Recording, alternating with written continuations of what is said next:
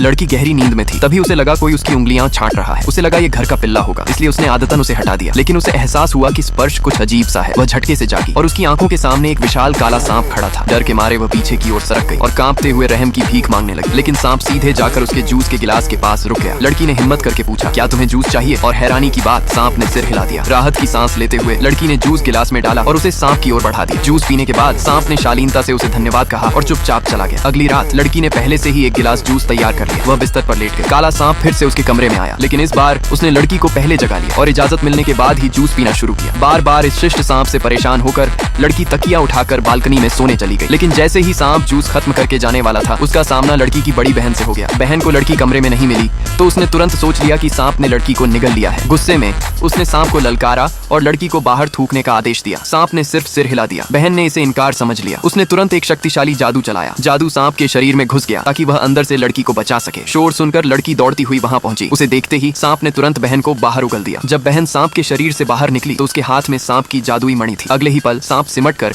एक छोटा सा काला सांप बन गया। जब बहन ने देखा कि लड़की पूरी तरह सुरक्षित है तो उसने राहत की सांस ली। छोटा सांप गिड़गिड़ाकर मणि वापस मांगने लगा, लेकिन बहन ने कहा, कुछ दिन मेरे पास ही रहेगी ताकि तुम ठीक से रहो। मजबूरी में सांप चुपचाप बहन के दरवाजे के बाहर हालात देखने आया। जब बहन ने उसे देखा तो उसे अंदर बुलाया और उसका पसंदीदा जूस निकाल लाई। सांप को यकीन हो गया कि बहन का इरादा बुरा नहीं है, इसलिए बहन ने मणि उसे वापस कर दी। सांप ने मणि निगली और अचानक एक विशाल काली आकृति में बदल गया। लेकिन तभी एक और चौंकाने वाला बदलाव हुआ। सांप एक खूबसूरत नौजवान में बदल गया। जैसे ही बहन ने उसे देखा, उसका चेहरा लाल पड़ गया। वह शर्म से अपनी आंखें ढकने लगी। अगर पार्ट 2 देखना है तो कमेंट में पार्ट 2 जरूर लिखो।